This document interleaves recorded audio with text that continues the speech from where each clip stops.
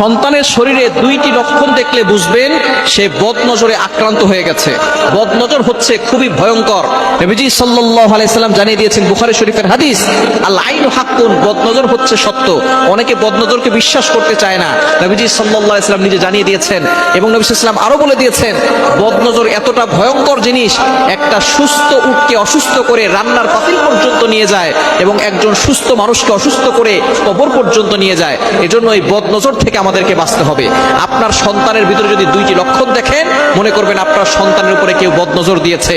অনেক সময় আমরা সন্তানকে খালি গায়ে রাখি, অনেক সময় মানুষকে দেখাতে নিয়ে যাই, সুন্দর সুন্দর পোশাক পরিয়ে ফেসবুকে ছবি দেই, ছবিতে কিন্তু বদনজর লাগতে পারে। আপনি সবকিছু নিয়ে শো অফ করতে যাবেন না। যাদেরকে বেশি ভালোবাসেন তাদেরকে শো অফ করতে যাবেন না।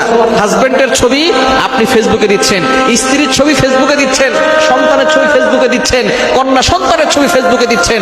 মানুষের বদনজর লেগে গিয়ে আপনার ছেলেটা অসুস্থ হয়ে যাবে, আপনার মেয়েটা অসুস্থ হয়ে যাবে, আপনার ফ্যামিলি বরবাদ হয়ে যাবে।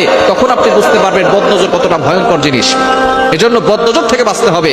যদি আপনার সন্তানের শরীরে দুইটি লক্ষণ দেখেন, বুঝবেন তার শরীরে বদনজর লেগে আছে।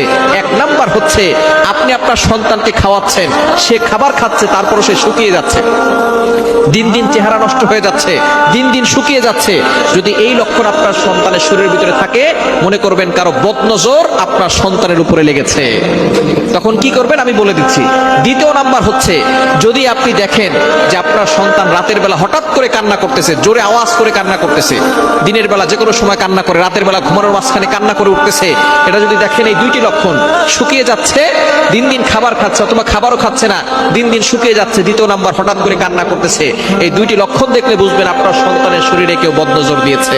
এই বদনজর থেকে বাঁচার জন্য কি করবেন? আপনি আয়াতুল কুরসি সূরা বাকারা 255 নম্বর আয়াত, 3 নম্বর পারার 1 নম্বর পৃষ্ঠার 9, 10, 11, 12, 13 নম্বর লাইন, সূরা বাকারার 255 নম্বর আয়াতটি আপনি একবার পড়বেন।